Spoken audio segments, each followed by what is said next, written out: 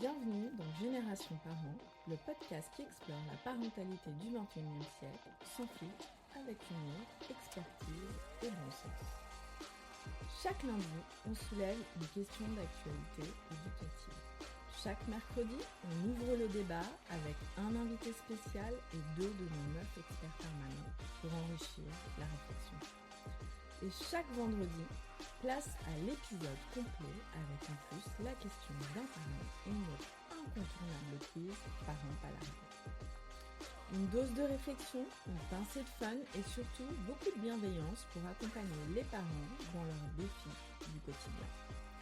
Génération Parents, c'est votre rendez-vous 3 fois par semaine pour coller à votre rythme et rester un parent connecté avec moi, Solène Beauquillon-Ledoisier, et toute une équipe de passionnants pour penser une parentalité éclairée, vivante et ancrée dans les défis du XXIe siècle.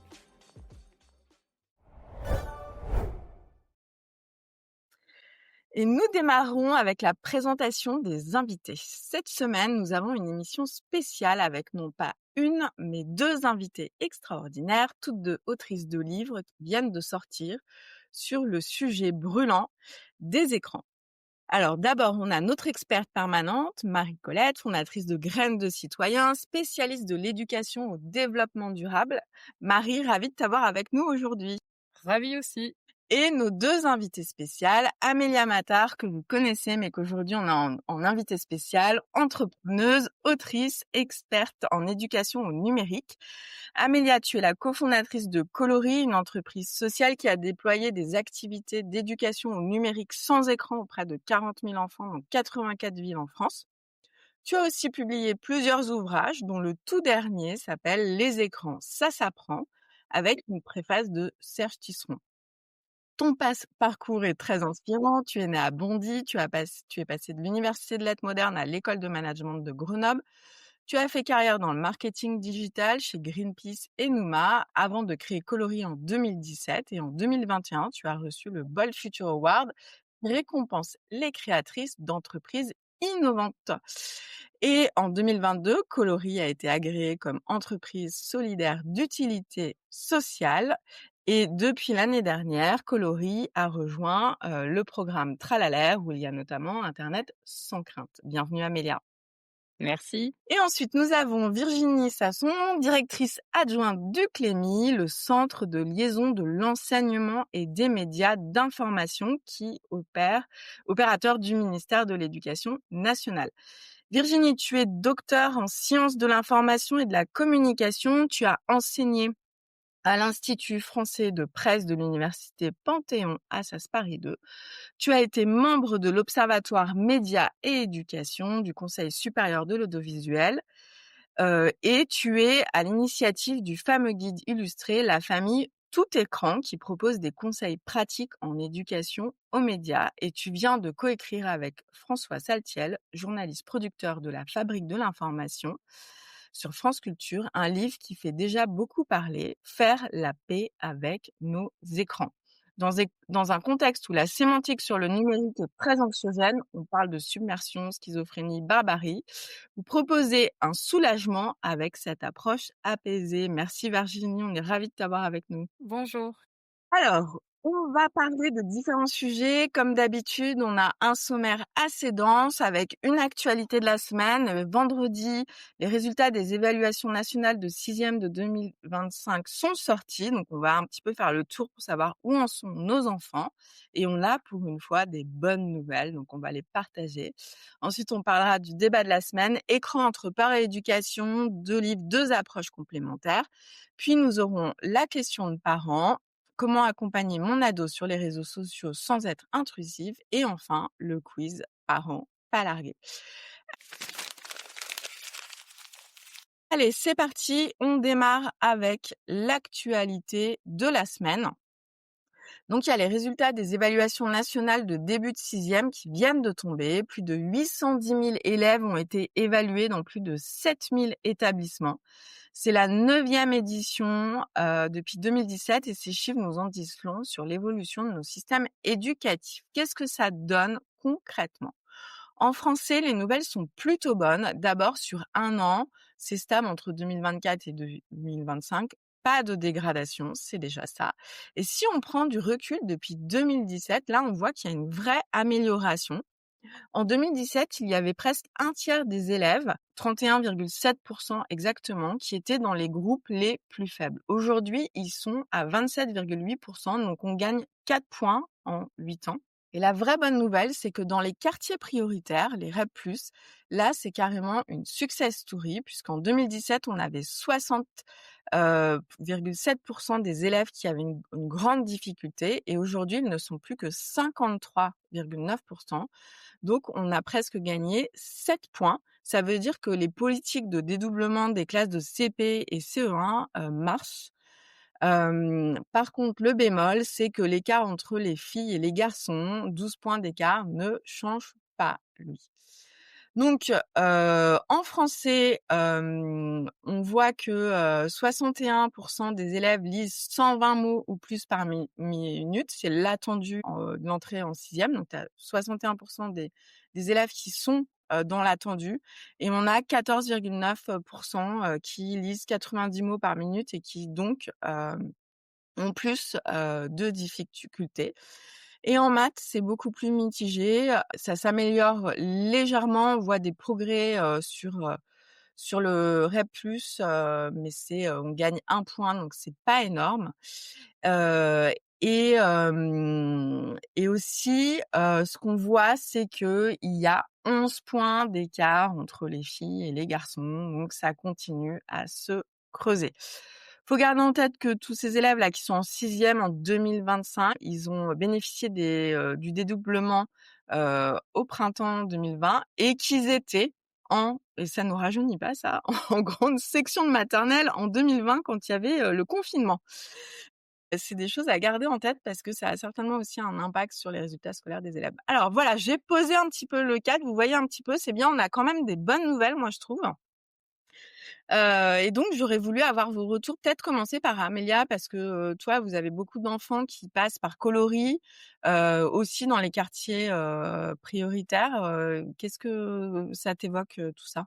Quand même déjà, effectivement, réjouissons-nous de quelques bonnes nouvelles sur la question éducative. C'est pas tous les jours le cas, il y a de l'amélioration, je pense que ça vaut le coup de le relever et effectivement, nous, ce qu'on observe, c'est, quand on a l'occasion, de pouvoir intervenir sur des groupes plus petits, la différence est énorme. Donc cette question, des doublements, des dédoublements pardon d'effectifs et voilà l'effectif, plus généralement, dans les classes, c'est une question majeure, et c'est intéressant de voir que les chiffres, peuvent refléter ces améliorations.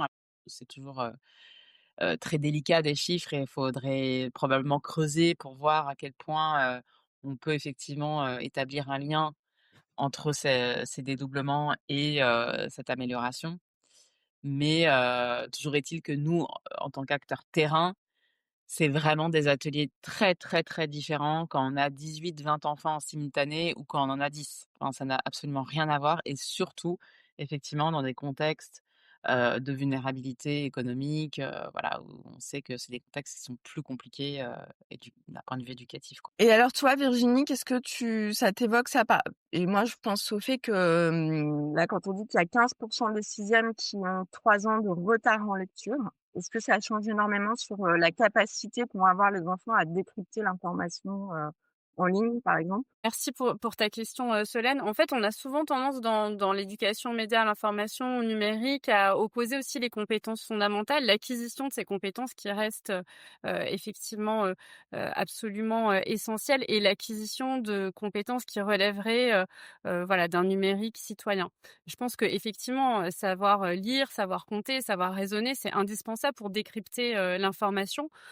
Pour autant, acquérir des compétences pour comprendre le monde, numérique et médiatique dans lequel, on vit et comme, ce que fait, Amélia d'ailleurs sans écran dès le plus jeune âge et ce que font, certains enseignants, dès la maternelle, de sensibiliser, les élèves à la manière dont, voilà, les médias et le numérique leur permettent de mieux comprendre le monde et parfois s'exercer aussi. Par exemple, la web radio, c'est un super moyen d'apprendre à écrire pour l'oral, de travailler, justement cette fluence dont il est question. Donc c'est quelque chose qui est quand même, hyper important. important. Et après, moi, j'avais une dernière question. Marie, toi qui interviens sur les enjeux d'égalité filles-garçons, quelle est ta réaction face à ces chiffres? Qu'en fait, il y a le seul truc qui bouge pas, Oui. c'est Bah, l'égalité ouais, filles-garçons, quoi. voir qui Pour va qu'ils se dans le dégradent. bon sens, sur les maths, ouais. Donc effectivement, moi je trouve que enfin, ce qui me marque en fait dans ces études-là, c'est que, souvent on a tendance à confondre, performance et permission. C'est-à-dire que, on se dit, les filles sont moins performantes en maths ou les garçons sont moins performants, en français. On n'a pas le temps de revenir dessus, mais il y a plein d'études qui montrent que finalement, par exemple, quand, les enfants arrivent en CP, les filles et les garçons ont le même niveau en maths et qu'en fait ensuite, assez rapidement, il va y avoir une différence qui va se créer, qui est vraiment une construction sociale. Quand je dis permission, c'est que souvent, quand on est un garçon, on se sent plus autorisé ou en tout cas poussé vers les maths et quand on Mmh. est une fille, on se sent Ouais. plus, hem parce qu'on va entendre autour de nous, il y a des tests aussi qui ont été, menés qui montrent que finalement la perception d'un exercice quand il est, maths ou français, juste parce qu'on perçoit en étant fille ou garçon que c'est des maths ou du français, on va performer différemment. Bon bref, en tout cas, il est, vraiment montré qu'il y a une vraie construction sociale autour de ça. Les enfants sont pas meilleurs en maths ou meilleurs en français parce qu'ils sont des filles ou des garçons à l'origine et le fait que, là dans les chiffres effectivement ça bouge et pas forcément dans le bon sens, pour moi il y a une bonne et une mauvaise nouvelle. Je sais pas Mmh. laquelle tu veux en premier. On commence par la mauvaise. La mauvaise, franchement, c'est notamment les écarts qui se creusent sur les maths. On a l'impression que ça fait des années qu'on a quand même compris ces histoires de stéréotypes de genre dans l'éducation et qu'on essaye d'agir sur les sujets. Et donc moi, ça me rend malheureuse qu'on se dise que finalement sur des entrées en sixième, on a quand même des écarts qui continuent à exister, voire qui se creusent. Mais la bonne nouvelle quand même, moi, ce que je pense, c'est que comme on sait que c'est des choses qui sont construites, et ben, pour moi, c'est évident qu'on peut réussir à déconstruire. Mais bon, il reste vraiment du boulot et malheureusement, malgré le fait qu'on est en train d'essayer de travailler sur ces enjeux-là, bah, il y a encore, à mon avis, pas mal de choses à faire. Sur le français, c'est stable. Effectivement, sur les maths, ça se creuse. Après, d'une année sur l'autre, je pense que ça peut aussi être assez évolutif, ce genre de résultats. Donc, à suivre pour les prochaines études. Eh ben, merci, beaucoup. On va passer maintenant à notre débat.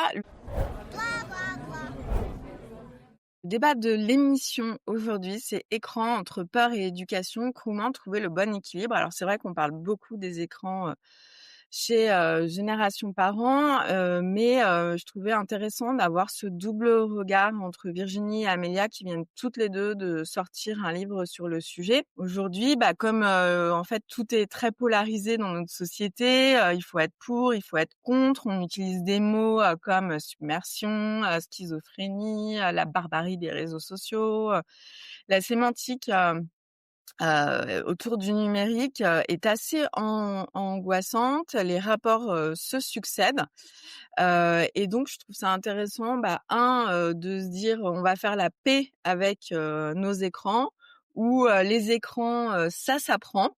Et là, en fait, on ressent un soulagement. On se dit qu'on va être un petit peu moins, dans un mode où on est tous, en train de culpabiliser, par rapport aux écrans. Mais on sait que voilà, il y a, il y a de l'éducation à faire, sur le sujet parce que, soyons honnêtes, à 8 ans, près de 80 des enfants ont déjà une photo d'eux mise en ligne. Plus de la moitié des jeunes de 11-12 ans, ont un compte sur un réseau social alors que l'âge, normalement, c'est 13 ans. Le premier smartphone arrive à 9 ans. Et puis, en fait, les adultes aussi passent un temps fou sur leurs écrans. Il n'y a pas que les enfants, c'est, en fait, un petit peu une bataille quotidienne, et pour les, parents et pour, les enfants et pour, les adultes même qui ne sont pas parents. Et même, je lisais un article il y a pas longtemps qui disait qu'en fait, ceux qui passaient le plus de temps sur les écrans, là, c'est les retraités. Donc il y a un vrai sujet Toutes aussi. générations, confondues l'enjeu. Voilà, sur les retraités qui lèvent plus la tête de leurs écrans. Donc on a 2 livres qui sont sortis et qui nous proposent des réponses complémentaires. Donc les écrans, ça s'apprend d'Amélia, Mattar chez Vuibert et Faire la paix avec nos écrans de Virginie Sasson et François Saltier chez Flammarion. 2 titres, 2 approches, mais un même message: le temps n'est plus à la culpabilité ni à l'interdiction absolue. Et donc, pour commencer, bah, moi, j'aurais, voulu déjà, commencer, par toi, Amélia, que, ton livre s'appelle «Les écrans, ça s'apprend». C'est un titre qui peut surprendre certains parents habitués au discours anxiogène, et plutôt à, «Les écrans, interdisez-les». Pourquoi est-ce que tu as eu ce parti pris, Amélia? Bah, déjà, c'est un peu le parti pris de Coloris, donc que j'ai, cofondé en 2018 avec l'idée que, c'est vraiment très dommage de jeter, bébé, avec l'eau du bain, s'agissant du numérique parce qu'il y a plein de choses très intéressantes et moi, vraiment, depuis, l'enfance, je suis technophile. Je suis vraiment passionnée par la question, des nouvelles technologies, du numérique et encore plus, fascinée par, les dernières avancées. Alors pour autant, je ne suis pas non plus techno, béate, ni techno-solutionniste, enfin plein de mots, voilà, pour dire que parfois, effectivement, on a une forme un peu de béatitude vis-à-vis, de toutes ces solutions technologiques, et voilà, je fais attention à ne pas non plus sombrer, sur ce versant-là. Mais je crois que c'est vraiment très dommage de ne pas collectivement mieux s'éduquer à la question et je m'inclus dedans pour, et ben, diminuer, et essayer d'enrayer tous les effets négatifs liés à l'économie de l'attention, parce que c'est vraiment de ça dont on parle quand on parle, d'effets délétères du numérique, hein. C'est ces, applications, ces plateformes, qui mettent en place des mécanismes de captation de notre attention et de l'attention de nos enfants. Et donc de ne pas s'éduquer, voilà, au détriment de tout ce qu'il y a aussi de formidable et de bénéfique, lié à la technologie, au numérique et même aux réseaux sociaux parce que malgré tout, sur ces plateformes et ben, on trouve, du savoir, de la connaissance, de la possibilité de se connecter à l'autre, voilà, de la possibilité de s'épanouir, en tant que société. Et donc, bah, voilà, le parti pris de dire: «Les écrans, ça s'apprend», c'est, de se dire que, finalement, la technologie, c'est ce qu'on en fait et donc, pour qu'on en réussisse à en faire quelque chose de bien et ben, il va falloir, qu'on s'éduque toutes et tous, à ces sujets, de 0 à 77 ans, effectivement. Mais moi, je dis souvent, je regrette qu'il y ait pas des modes d'emploi ou même des questionnaires, par exemple, avant de démarrer, je sais pas, sur un réseau social, avoir, je sais pas, 10 petites formations, ce qu'on appelle en anglais l'onboarding, là, pour se Mmh. dire, voilà, vous allez commencer à utiliser ça, et donc voilà, comment ça fonctionne. Et je trouve qu'il n'y a pas de mode d'emploi. C'est, vous mettez votre mail, vous créez un mot de passe, vous mettez une photo, et puis voilà, vous êtes jeté dans le bain, et donc d'avoir des modes d'emploi, c'est plus que nécessaire. Virginie, toi, de ton côté, tu parles de faire la paix avec les écrans dans un contexte où les rapports se succèdent avec beaucoup d'anxiété. Et dans le livre, vous proposez enfin un peu de soulagement. C'était important pour vous de sortir de cette sémantique anxiogène face aux écrans? Pour compléter, pour faire le lien avec ce que Amélia aussi, disait, c'est que nous, on part du constat qu'on a besoin de développer un techno-discernement, dans nos usages et ce livre, on l'a aussi écrit parce que, on a voulu, faire, une mise en relation entre ce qu'on sait et ce qu'on ressent. Parce qu'avec François, on a 3 enfants et on est aussi, très confrontés dans notre vie quotidienne, parfois des contradictions, des ambivalences et on n'avait pas en fait, connaissance d'un livre qui mixe à la fois, voilà, du savoir, une expertise, mais aussi quelque chose de plus sensible. C'est-à-dire qu'on a beau savoir, ce qu'il faut faire et les bons usages des écrans, parfois, c'est très difficile, à mettre en place. Donc on a voulu partir de nos vulnérabilités aussi et de ces tensions pour, voilà, pour proposer une réflexion effectivement qui soulage, mais aussi qui appelle, heu, à articuler la dimension intime qu'on peut entretenir, avec ces outils et une partie plus collective et effectivement un appel à la curiosité pour développer ce technodiscernement. Oui, d'ailleurs, dans le livre, vous dites, un couple avec 3 enfants et 10 écrans sous, sous le toit. Et c'est vrai qu'on est la première génération de parents, avec des enfants autant connectés, quoi. Et donc on a besoin, Oui, je puis pense, ça de transforme ces le outils. travail parental. Mmh. Et oui, et donc pour vous, le travail parental n'est pas le même? Qu'est-ce que vous développez dans le livre par rapport à ce travail parental? C'est pas le même parce que justement, on a affaire à des Oui, nouveaux outils en fait, qu'on découvre en même temps que les enfants. ça transforme le travail, le travail parental, mais c'est vrai que même dire travail parental, quand on parle de parentalité numérique, ça sonne tellement loin parfois de nos quotidiens. Et Mmh. l'idée, c'est aussi de voilà, de réconcilier, j ce que l'on est, ce que l'on peut faire, la manière dont on vit les choses au quotidien avec un certain nombre de savoirs qui peuvent aussi apporter, un soulagement et une forme d'émancipation. Des pistes, enfin voilà, d'action, très concrètes pour sortir de cette, conflictualité permanente dans laquelle, nous sommes nombreux, à être plongés. Envers nous-mêmes, conflictualité avec nous-mêmes, mais aussi avec nos enfants. Et toi, Amélia, dans ton livre, tu proposes 10 activités, ludiques, pour introduire les bases du numérique en famille. Est-ce que tu peux nous donner un ou 2 exemples? Oui, effectivement, dans chaque chapitre, voilà, les chapitres sont tous construits de la même manière. Il y a un apport théorique, une interview de Solène d'ailleurs, voilà, de plusieurs experts, une interview d'enfants aussi, parce que j'ai voulu, que les enfants puissent exprimer leur vision, leur point de vue sur ces, différentes facettes, de cette question des écrans. Et chaque chapitre se conclut par, une activité à télécharger gratuitement, qui sont habituellement des activités qu'on propose, en atelier coloris, donc plutôt sur des temps scolaires ou périscolaires. Mais pour un certain nombre d'entre elles, on s'est dit elles étaient tout à fait adaptées aussi à un cadre plus familial et que probablement elles pourraient aussi, permettre, de recréer du dialogue parce que finalement, c'est souvent ce qui manque autour de cette question des écrans, dans les foyers, c'est de pouvoir dialoguer et de pouvoir, s'installer, autour d'une table et partager en famille sur ces questions.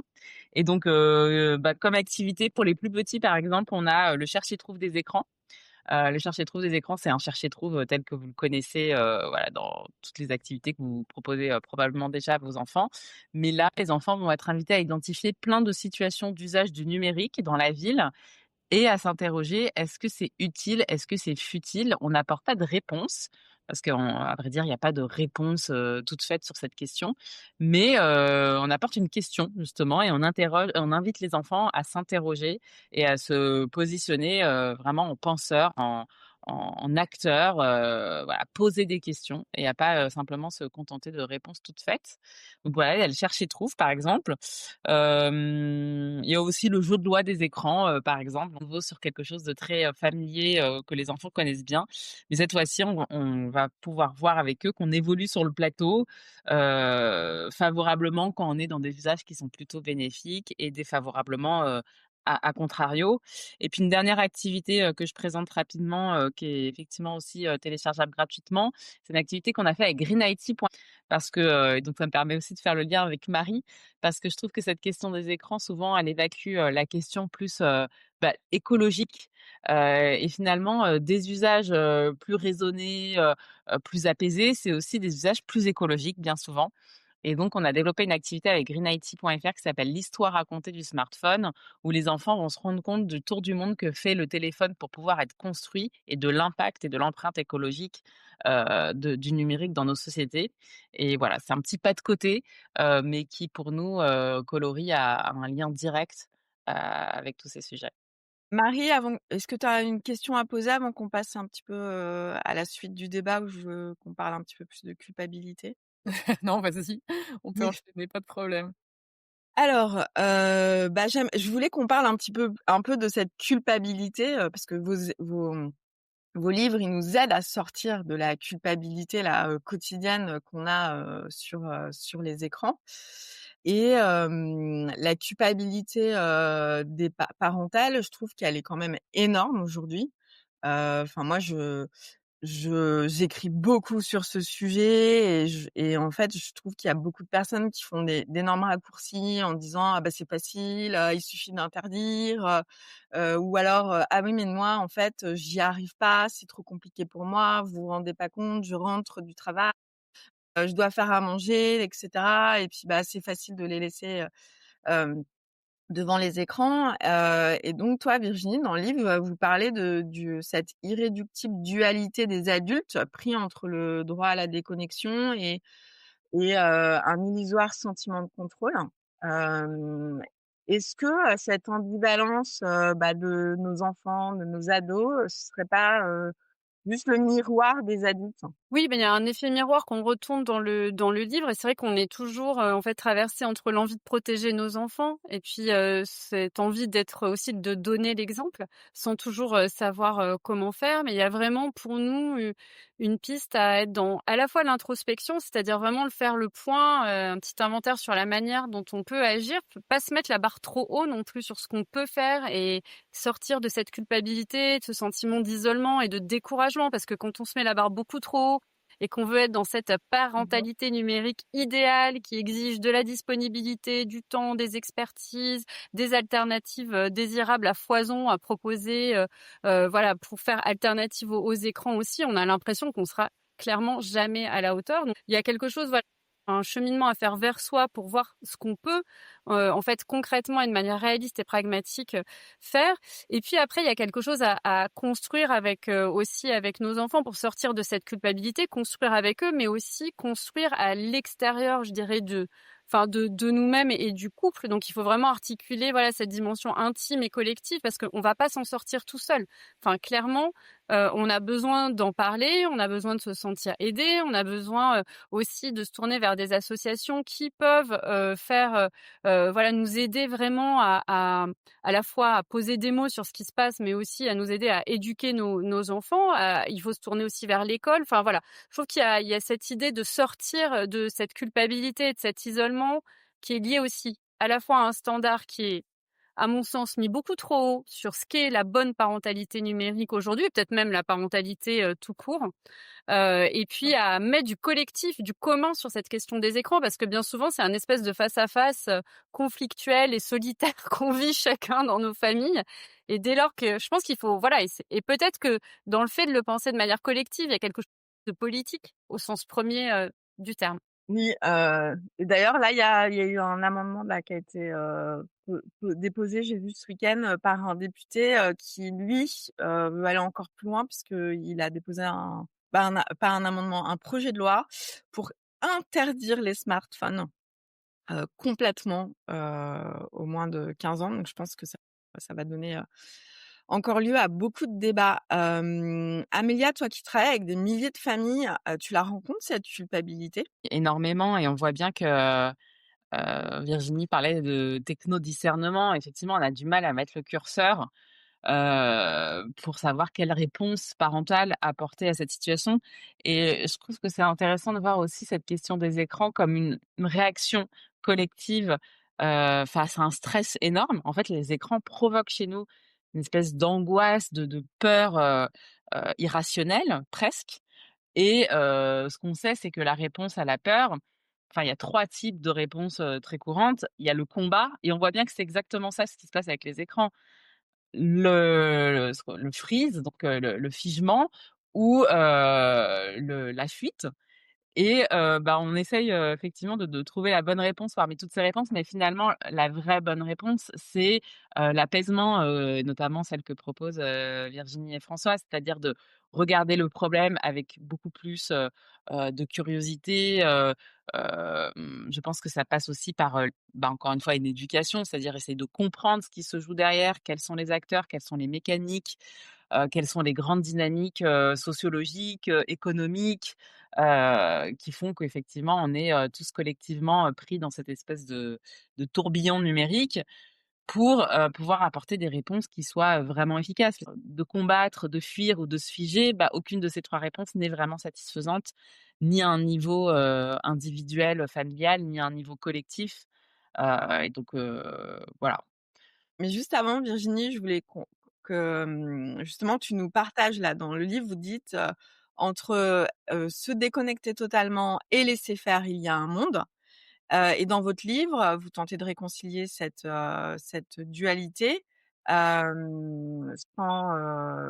diaboliser et donc, c'est quoi la recette? Comment faire? Parce qu'en fait, on est tous à la recherche de cet équilibre qui sera, je pense, jamais parfait et qui sera aussi, différent d'une famille à une autre. Oui, complètement. Alors, c'est vrai que la parentalité aussi, c'est quelque chose de très intime dont on hérite, qui est pas, voilà, qui est pas, transférable, d'une famille à l'autre et donc il y a quelque chose, voilà, qui rend les modes d'emploi et les guides de bonne conduite, voilà, un peu trop, carrés, difficilement, conciliables avec la diversité. Donc nous, dans le livre, on essaye de faire une philosophie un peu générale et pratique pour, aborder ces questions-là, avec, voilà, à la fois, de manière, très concrète, mais aussi, très ouverte, en fait. Enfin, chacun fait, à partir de là où il est, selon là où il vit, les aides qui l'entourent, l'environnement, dans lequel il est.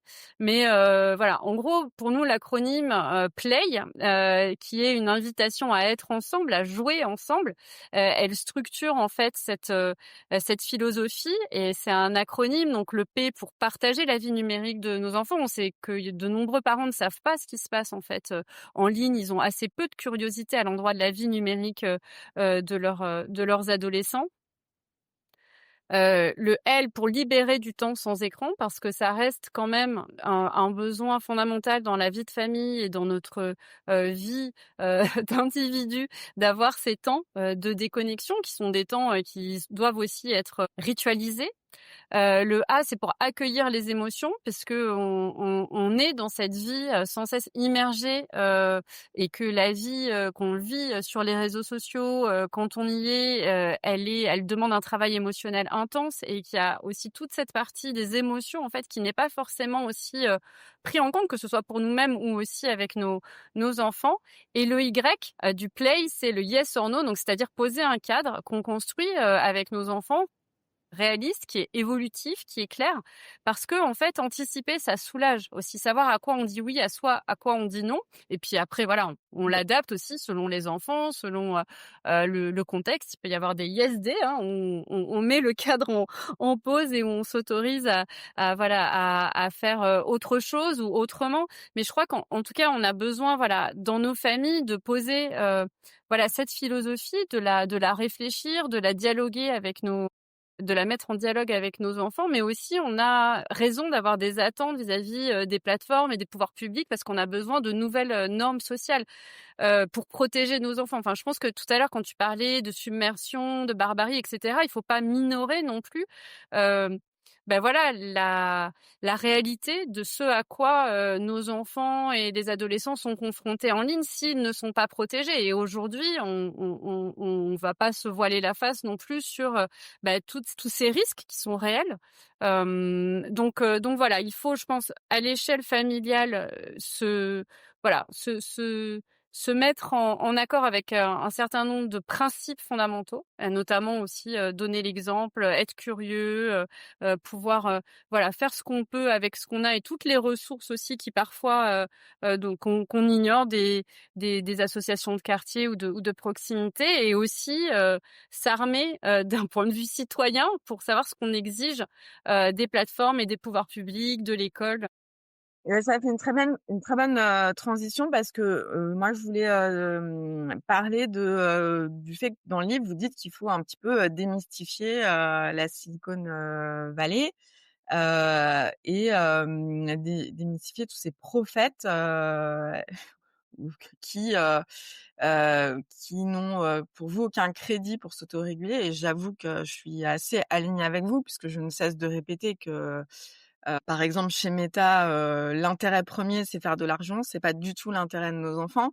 Et quand on voit, toutes les dernières nouveautés qui ont été faites, par, les GAFAM, et TikTok sur, l'ajout de l'IA et cetera, on voit qu'ils testent sur nos enfants avec des effets délétères, des discussions, pédopornographiques, enfin voilà. Et que, ils sont en mode: «On verra après s'il y a des dégâts et on ajustera après», alors que le mal, est déjà fait.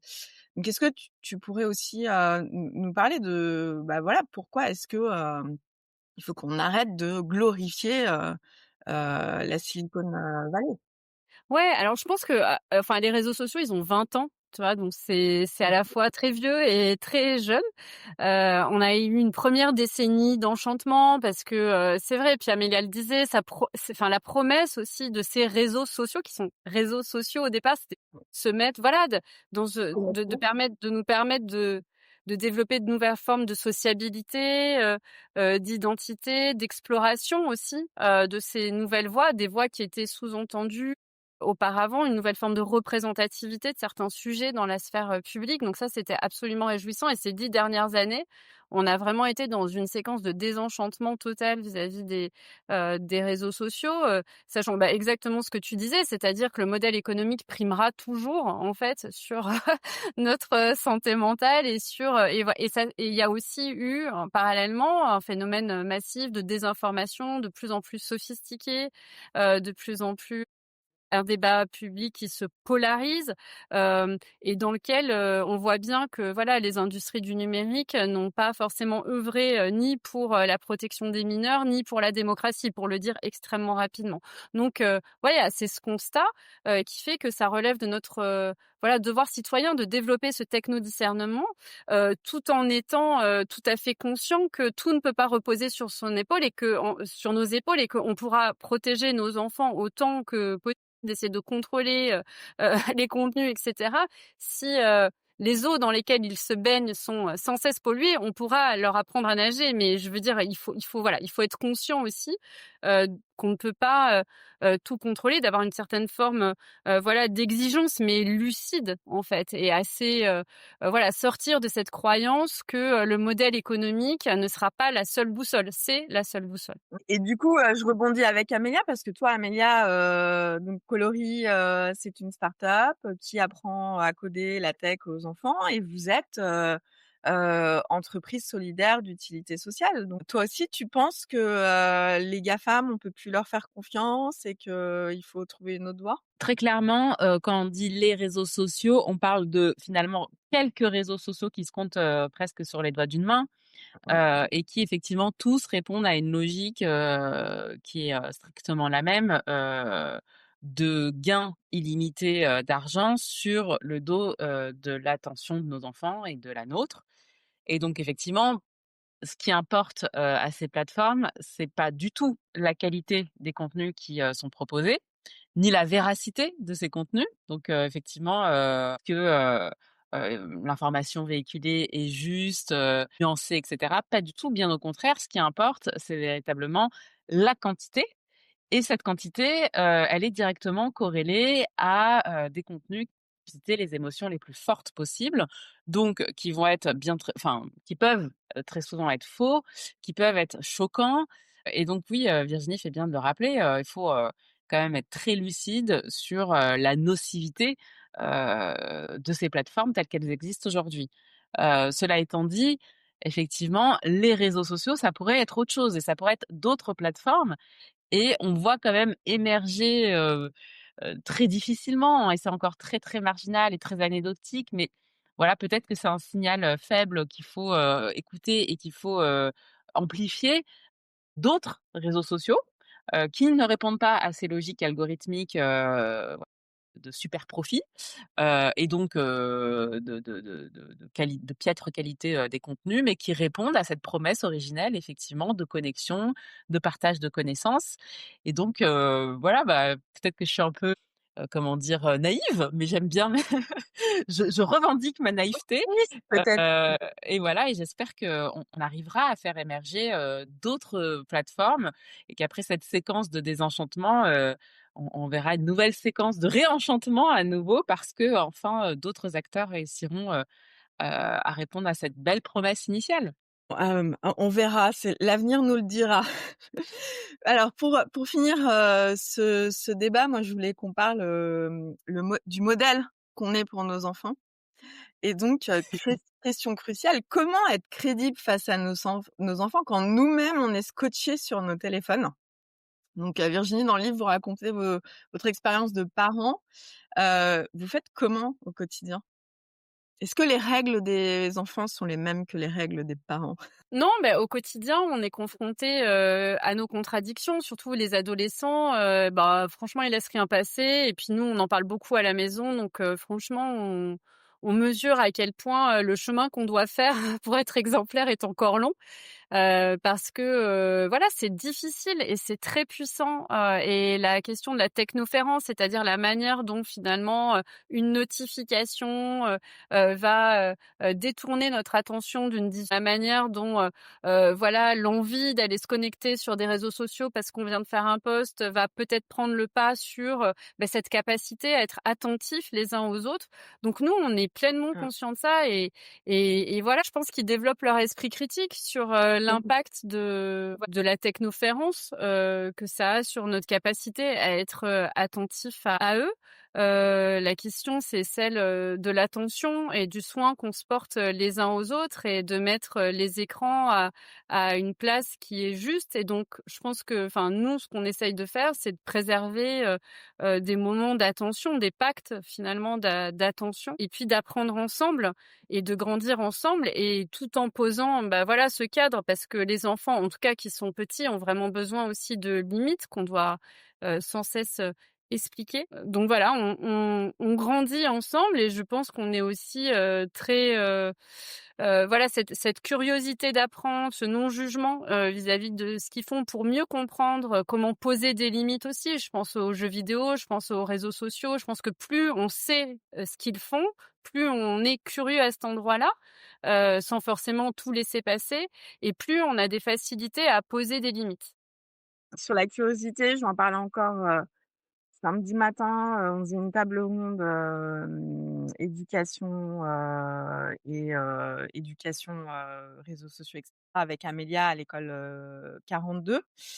Et en fait, j'ai posé la question aux parents: «Qui connaît Inoxtag? Qui connaît Léna Situation? Qui connaît Squeezie?» Et en fait, je trouve qu'il y a un énorme manque de curiosité de la part des adultes de ce que les enfants font, dans les écrans, quoi, et qu'il faut absolument restaurer ce dialogue et qu'on est un petit peu en mode, j'ai envie de dire vieux schnock et ça me fait penser à quand mes parents me disaient, «Ah là là, nous à notre époque, nos parents ils nous disaient que les Beatles, c'était le diable» et bah, aujourd'hui en fait, les parents ils mettent tout dans les écrans et ils sont en mode: «Ouais, tes écrans, tu trop dessus avec tes trucs débiles», sans essayer de voir vraiment, ce qu'il y a, ce qu'ils regardent, la créativité et les personnes, ultra intéressantes qui peuvent y avoir aussi, derrière leurs écrans.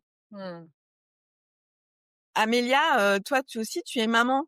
Tu appliques ce que tu prêches. Tes enfants, ils ont accès aux écrans à la maison? Oui, oui, clairement, ils ont accès aux écrans et quelque chose que je fais pas mal avec mon fils et c'est marrant parce que pas plus tard que ce week-end, il est venu me chercher pour qu'on le fasse ensemble, c'est jouer à Brawl Stars et alors pour le coup, Ouais. c'est complètement contre-intuitif, enfin vraiment, c'est vraiment pas le jeu. Si j'avais pas d'enfant garçon de 11 ans, enfin peut-être il y a des filles aussi qui jouent d'ailleurs, mais je ne jouerais certainement pas à Brawl Stars. Déjà, je suis pas joueuse du tout de jeux vidéo, encore moins celui-ci. Mais il aime tellement ce jeu et on est tellement dans une démarche de limitation, parce que c'est un jeu clairement qui, s'inscrit, parfaitement dans l'économie de l'attention avec plein de Mmh. systèmes de récompense, plein de systèmes, de captation pour qu'on y reste le plus longtemps possible. Malgré tout, il adore, tous les copains y jouent et cetera et c'est vrai que depuis que moi aussi j'y joue et ben, ça crée un espace, où on peut dialoguer, où on peut, voilà, se retrouver autour de ce jeu, où je peux me faire bâcher parce que, j'ai tendance à mourir un peu vite. Et je trouve, très sincèrement, que les limites sont mieux entendues, sont mieux, respectées depuis que je suis moins dans la stigmatisation de ce jeu et le jugement, voilà et le dénigrement parce que c'est vrai que, voilà, je plaide coupable. J'ai eu tendance à dire: «Mais c'est quoi ce truc? Écoute», voilà et à juger et à dénigrer ces pratiques et depuis que j'ai changé, un peu mon fusil d'épaule et que, voilà, je me mets à côté de lui et qu'on joue ensemble et qu'il vient me chercher pour jouer, ça j'avoue que c'était ma petite victoire. Il est venu me voir en me Et disant: «On fait une petite partie Brawl Stars maman?» «Bon allez, OK». ouais, et puis je pense qu'ils adorent parce qu'ils sont meilleurs que nous et donc Bah, c'est franchement là, ce week-end, j'étais pas mal et il était assez fier de moi parce que du coup on joue en équipe en fait. On est tous les 2 dans la même équipe et donc on mmh joue contre d'autres dans la même équipe. Enfin clairement ça et je mh. pense que c'est vraiment, hyper, hyper important d'avoir ce lien, de choyer ce lien, avec son enfant, quand on parle des écrans, enfin, quand on parle d'éducation au sens large, mais encore plus sur cette question des écrans, ça permet quand même de faire passer pas mal de messages, quoi. Bon et pour finir, je vais me tourner vers Marie parce que Marie, dans ton approche du développement durable, tu parles beaucoup d'exemplarité. Ouais. Est-ce que pour toi, c'est pareil avec les écrans? Est-ce qu'on fait la même chose? On trie nos déchets en tant que parents pour expliquer à nos enfants qu'il faut les trier? Est-ce qu'on doit demander, à nos enfants de faire ce que nous-mêmes on fait? Non, j'adore. En fait, alors moi, effectivement, moins spécialiste de la question des écrans, je n'ai vu que des parallèles avec, ce que je fais moi sur la question, du développement durable, sur des sujets qui peuvent être anxiogènes, qui peuvent être compliqués, sur lesquels on a une réaction de peur et donc parfois de disproportion, ou parfois on entend tellement de choses qui nous inquiètent que, bah, finalement, on va plutôt prendre la solution de la fuite ou de se dire: «Bah, finalement, j'ai plus envie d'entendre, parler d'écologie parce que voilà, ça c'est trop, ça fait peur», enfin bref. Et du coup, ça m'a vraiment hyper intéressée et moi, ce que je dis souvent sur le développement durable, c'est qu'on n'a pas besoin de gens qui sont des écolos parfaits. On a vraiment plutôt besoin d'avoir un maximum de gens qui sont en chemin, qui sont pas, forcément, voilà, perfect enfin, il faut pas viser la perfection, il faut juste viser d'être cohérent et d'être transparent, sur, son chemin et donc c'est là où je trouve que ça a vachement de parallèles avec tout ce que vous avez expliqué sur les écrans, où finalement pour moi les enfants ils ont pas besoin, d'avoir des parents parfaits. En fait, ils ont besoin d'avoir des parents peut-être prévisibles ou en tout cas d'avoir des choses qui sont, compréhensibles en termes, de règles. Je vous raconte, moi j'avais une petite fille, qui m'avait dit, dans un des ateliers que j'animais, qui me disait: «Ah mais moi ça m'énerve, quand papa il me dit, "J'arrive" et puis en fait il reste 10 minutes sur son portable, scotché à son portable». Et en fait je trouve, enfin ça m'a fait penser à ce que vous racontiez aussi. En fait, elle était pas fâchée du fait que son papa était sur l'écran, elle était fâchée que de pas savoir ce qui était vrai, à quel moment il allait vraiment venir. Et du coup, je trouve que, bah, enfin voilà, l'idée, c'est pas évidemment de bannir les écrans ni d'être complètement irréprochable. C'est là où je fais aussi le parallèle avec vraiment ce en quoi je crois pour le développement durable, mais c'est plutôt de créer une règle miroir, quoi, ce que vous expliquiez. On annonce ce qu'on va faire, et en fait, on est tout à fait capable de dire j'ai besoin de 10 minutes pour répondre à tel message ou pour faire telle action, et en fait, dans 10 minutes, je pose mon téléphone et on fait une activité ensemble. Et en fait, les enfants, ils sont tout à fait OK avec ça et il n'y a pas de frustration du tout. Et je pense que du coup, ils sont peut-être plus capables de, je sais pas comment dire, mais de pas imiter justement cette perfection, de plus imiter cette cohérence de dire il y a des moments avec et des moments sans. Et donc du coup, je trouve que voilà, c'est intéressant et que finalement cette notion d'exemplarité, il faut pas non plus mettre une pression énorme. C'est ce que disait Virginie en disant zéro écran, etc. Mais plutôt d'être cohérent avec ce qu'on essaye d'inculquer en termes de règles dans la famille et d'être soi-même cohérent avec ça. Ce qui déjà est pas facile, mais je pense que c'est le meilleur exemple à donner finalement aux enfants. Merci beaucoup Marie. Puis juste pour conclure, la question de débat, Virginie, Amélia, est-ce que vous pouvez donner un seul conseil aux parents pour arrêter de culpabiliser? Qui veut commencer? Hem, Bah, moi, je veux bien. Je dirais, sur le constat, vous n'êtes pas seul, d'en parler, à des amis, d'en parler, voilà, de créer des cercles, en fait, de soutien sur ces questions-là.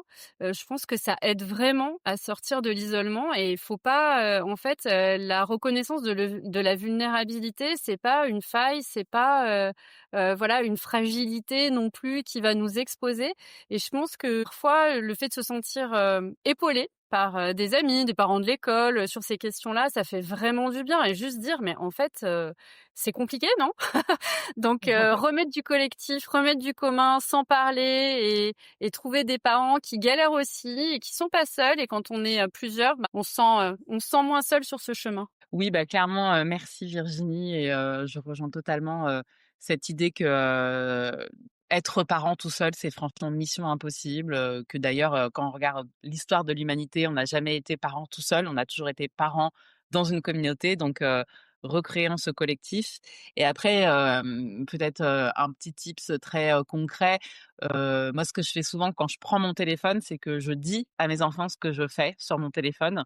Ce qui me permet moi-même de voir que parfois, mes usages, ne sont peut-être pas, très opportuns sur le moment et que justement je suis en train de faire de la technoférence. Mais, à contrario, quand, j'ai besoin de, voilà, faire une recherche, envoyer un message important, bah, ça leur permet de voir que je suis pas en train de me détourner d'eux, pour aller scroller, ou voilà, pour une activité futile, mais, que je suis vraiment en train de faire quelque chose, de manière consciente et éclairée. Mais voilà, ça permet aussi effectivement, moi-même de me pointer les moments où je suis en train de m'égarer, dans les méandres de l'économie de l'attention. Ouais, Merci tellement et Marie, moi tu je voulais trouve que rajouter quelque chose? ouais, en fait, ça m'a fait penser là tout à l'heure en entendant Virginie parler et mon fils qui a 10 ans, on est allé faire la visite médicale, tu vois, de contrôle, chez le médecin généraliste qui en fait, est passé sur les différents sujets de comment ça va, dans ta vie et tout ça, les écrans, du coup, elle en a parlé et elle lui a redit, tu sais, les écrans, enfin voilà, elle lui a redit de manière hyper, factuelle, bah, l'impact que les écrans à haute dose pouvaient avoir sur le cerveau, scientifiquement et cetera.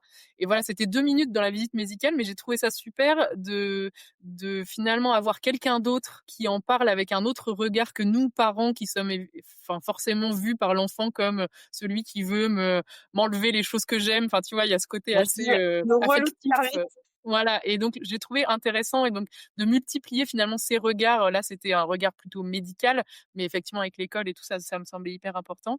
Et moi, chez moi, c'est vrai que j'ai beaucoup discuté aussi des raisons pour lesquelles je voulais limiter, les écrans, enfin voilà, quelles étaient, mes motivations et en fait, on en a discuté en disant finalement: «Qu'est-ce qui toi te semble juste en termes de temps d'écran ou en termes de contenu auquel tu as envie d'accéder? Qu'est-ce qui serait bien pour toi?»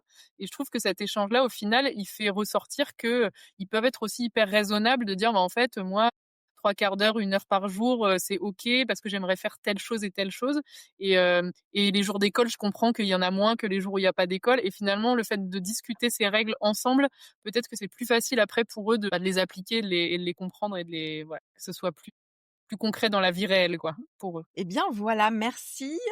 C'est, la on va conclure ce débat. Donc que retenir? Le temps de la culpabilité et des discours anxiogènes est révolu. Oui, il faut faire la paix avec les écrans, ils font partie de nos 2 mondes. Surtout n'oubliez pas que vous n'êtes pas seul et ces 2 livres sont là pour vous accompagner avec bienveillance et pragmatisme en tant que professionnels et parents. Allez, on passe à nos 2 dernières rubriques. On est un petit peu en retard sur notre timing, donc on va passer à la rubrique «Au secours». Donc, cette semaine, on a reçu ce message d'une maman d'ado de 14 ans. «Mon fils passe des heures sur les réseaux sociaux. J'aimerais le surveiller pour le protéger des dangers, harcèlement, contenu inapproprié, mais je ne veux pas être intrusive et briser sa confiance. Comment trouver le bon équilibre entre protection et respect de son intimité? D'autant qu'il est sur TikTok depuis ses 11 ans et j'ai l'impression d'avoir déjà perdu le contrôle.»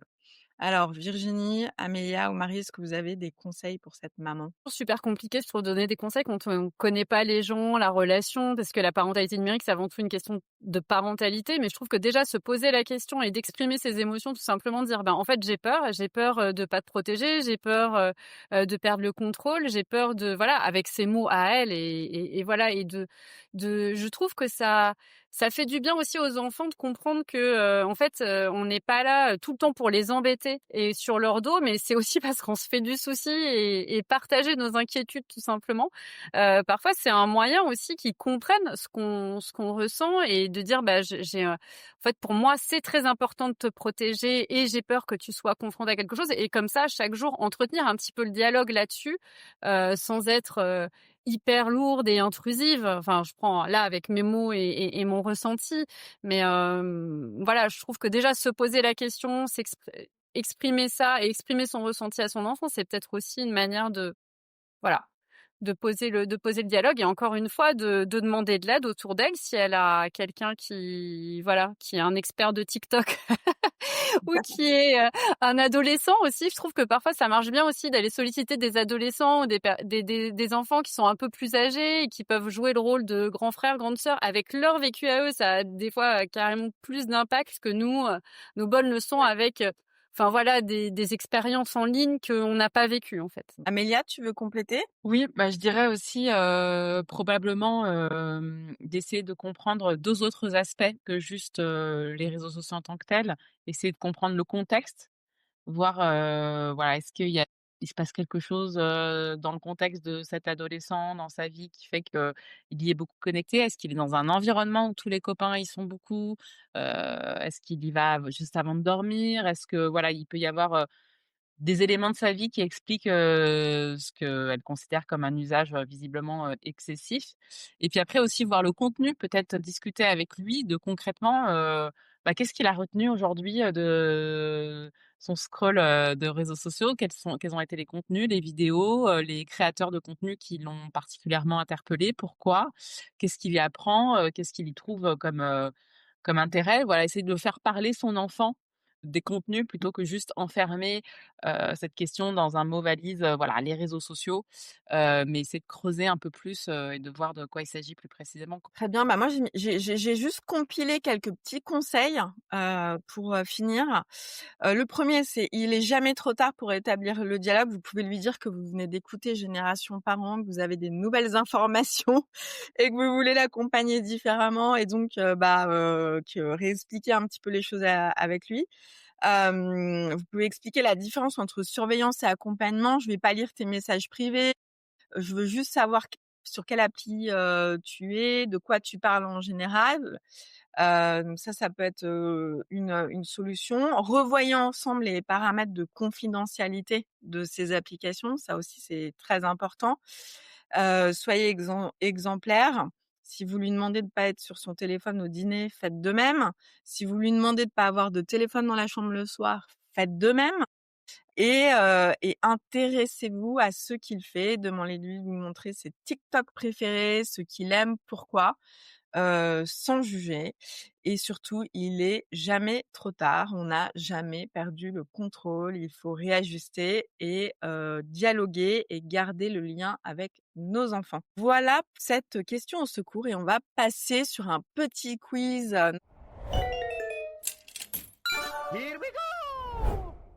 notre quiz de fin parents pas largués. Et là, on va parler un petit peu des adultes. On va parler de vous, les parents. On passe notre temps à juger les usages de nos enfants, mais qu'en est-il des nôtres? Et je vous ai préparé un petit quiz pour vérifier vos niveaux de connaissances sur les propres pratiques numériques des adultes. Allez, on Aïe, est aïe, aïe. parti. Question 1. Combien de fois un adulte touche-t-il son smartphone en moyenne par jour? Réponse A, 58 fois. Réponse B, 96 fois. Réponse C, 221 fois. 221. À 200, ouais. C'est ça, 221 fois, selon une étude, qui date, alors je pense que ça a dû augmenter parce que ce que Mmh. j'ai trouvé, c'est une étude de 2016. Mmh. Et donc ça fait environ une fois toutes les 4 minutes, hein. C'est pas rien si on dit que les smartphones sont devenus les doudous des adultes. Et donc c'est 221 fois. Question 2. Quel est le premier geste que font 80% des Français au réveil? Réponse A, embrasser leur conjointe ou leur conjoint. Réponse B, consulter leur smartphone. Réponse C, prendre leur petit déjeuner. Ouais, les smartphones, hein. Le A, bien sûr. Et ben, c'est réponse B, consulter son smartphone. 80% des Français consultent leur smartphone dans les 15 premières minutes après le réveil. Beaucoup le font même avant de sortir du lit. Le smartphone est devenu notre nouveau réveil, notre Ah oui, nouveau c'est le journal du réveil. matin, notre nouvelle fenêtre sur le monde. Et c'est vrai que c'est un vrai truc, moi, j'arrête pas de dire à mon fils là: «Bonne habitude, mauvaise habitude». Alors en plus, lui, il a le smartphone, il est dans l'entrée et en fait, il va le chercher le matin, il retourne sur la couette. Il se dit: «Mais non, mais en fait, il faut d'abord que tu petit déjeunes parce que le smartphone ne va pas te nourrir et ne te dira pas, enfin ne va pas, te donner les vitamines essentielles pour avoir une bonne journée». Et moi, je sais que j'ai cette habitude depuis 3 ans, je prends mon petit déjeuner d'abord et après je vais regarder, Mmh. j'ai eu des mails qui ont été envoyés à 2:00 du mat, ce qui n'arrive jamais. Heu, alors question 3. Combien de temps les adultes passent-ils en moyenne sur leur smartphone par jour en France? A, 2h30, B, 3h30, C, 4h30. 3? 4 C, 4h30 tu dis, Ouais, Amé 3 heures, je sais pas. Virginie a dit B, 3 heures, 3h30 et toi Marie aussi 3h30, ouais, c'est ça? 3h30. C'est ça, c'est 3h30. En France, les gens 3h30. passent en moyenne 3h30 par jour sur leur smartphone. Ça monte à 4h30, 5h pour les 18-34 ans et on approche souvent les 5 heures pour les ados. La différence, c'est que les ados, c'est pour les loisirs, alors que les adultes, c'est pour souvent le fameux « c'est pour le travail ». Donc voilà, on est un peu sur des usages différents. Question 4. Quel pourcentage de parents admet être distrait par leur téléphone lorsqu'ils parlent avec leurs enfants? Réponse A, 35%, réponse B, 52%, réponse C, 68%. 100%. Oh, il a dit 100%. 68, je sais pas. Eh ben, c'est réponse C, 68%. Et en plus, c'est les parents qui admettent, hein. Donc, c'est Ouais. clair que ça peut être beaucoup plus. Donc, selon plusieurs études, près de 70% des parents reconnaissent être régulièrement distraits par leur téléphone pendant qu'ils interagissent avec leurs enfants. C'est ce Mmh. qu'on appelle la fameuse technoférence dont Virginie vous parlait dans le livre. C'est l'interface de la technologie dans nos relations. Et nos enfants le remarquent, ils le voient, hein, puisque 54% des enfants disent que leurs parents vérifient trop souvent leur téléphone. Voilà, alors on fait une petite dernière pour la route. Quel pourcentage de Français consulte son smartphone aux toilettes? B. Ouais, c'est ça. B, 65%. 65% des Français admettent utiliser leur smartphone aux toilettes. On ne peut même plus avoir 5 minutes de déconnexion. Et le pire, c'est qu'on reproche souvent aux ados de ne pas décrocher, alors que nous non plus. Le smartphone est devenu une extension de nous-mêmes au réveil, au coucher et même aux toilettes. Et allez, je vous en garde quand même une dernière pour la route, parce que moi, je la connaissais pas. Quel est le phénomène de la nomophobie? Réponse A, la peur des noms trop longs. Réponse B, la peur d'être sans téléphone mobile. Réponse C, la peur de manquer une notification. Alors, c'est quoi? Sans téléphone, non? Un téléphone. Eh oui, la nomophobie, c'est la peur d'être sans son téléphone. Est-ce qu'il vous est déjà arrivé de sortir de chez vous et de vous dire j'ai oublié mon téléphone, j'en ai pas forcément besoin, est-ce que je remonte le chercher ou pas? Et Oui. bah, c'est ça, c'est une anxiété ressortie lorsqu'on est séparé de son smartphone. Batterie de vie, oubli à la maison, perte de réseau, ça vous angoisse, vous êtes nomophobe. On sait jamais, tu sais, c'est le truc où tu es Selon une étude, entre 50% et 66% des adultes en souffrent. Et on demande à nos ados de se détacher de leurs écrans alors que les adultes sont autant nomophobes que les ados. Eh ben, voilà, donc on en a fini avec notre émission. Merci à nos invités Amélia Matar et Virginie Sasson pour cette discussion passionnante et à Marie Colette. J'espère que vous repartirez avec des pistes concrètes pour mieux vivre avec les écrans en famille sans culpabilité. Et surtout, n'oubliez pas, vous n'êtes pas seul, ce n'est pas une fatalité. Vous êtes la première génération de parents d'enfants connectés aux réseaux sociaux. C'est normal de tâtonner, d'ajuster et de douter. Je vous rappelle les 2 livres dont on a parlé aujourd'hui. Les écrans, ça s'apprend d'Amélia Matar chez Vuber. Faire la paix avec nos écrans de Virginie Sasson et François Saltiel chez Flammarion. Et je vous dis à la semaine prochaine pour un nouvel épisode. Merci. Si vous avez aimé cet épisode de Génération Parents, n'oubliez pas de vous abonner sur les plateformes de podcast ou sur YouTube et de nous laisser un commentaire. Ça nous aide beaucoup pour le référencement. Merci.